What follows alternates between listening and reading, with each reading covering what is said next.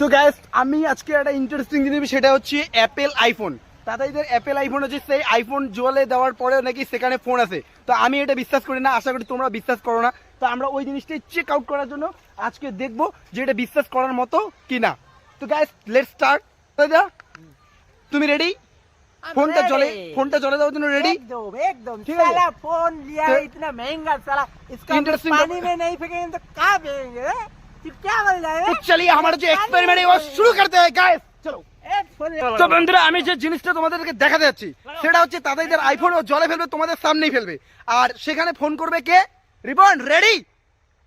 ভাই ready? Ready? আওয়াজ দো। তো গাইস তোমরা দেখো ও কি করছে ফোনটাকে। আইফোন তোমরা একবার না পাবলিক অডিয়েন্স ভাবে যে ওটা নকল ফোন, একবার ক্লিক ক্লিক।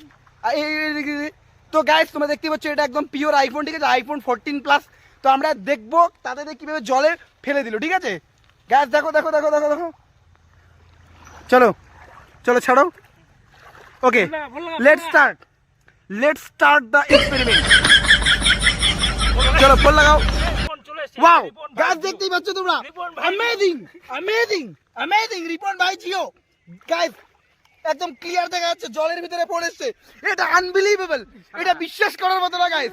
তোমরা একটা ইন্টারেস্টিং জিনিসকে দেখলে যে জলের ভিতরে কিভাবে ফোন আসলো। তোমরা একটা জিনিস বুঝতে পারছো গাইস, এটা অসম্ভব। তোমরা হয়তো অনেকে বিশ্বাস করো না যে জলের ভিতরে ফোন আসতে পারে, কিন্তু জলের ভিতরে টাওয়া ঘড় ঘড় ঘড় ঘড় করে ঢুকে। তো গাইস আজকের ব্লগটা এখানেই স্টার্ট করবো, সরি আজকের ব্লগটা এখানেই শেষ করবো। বাই।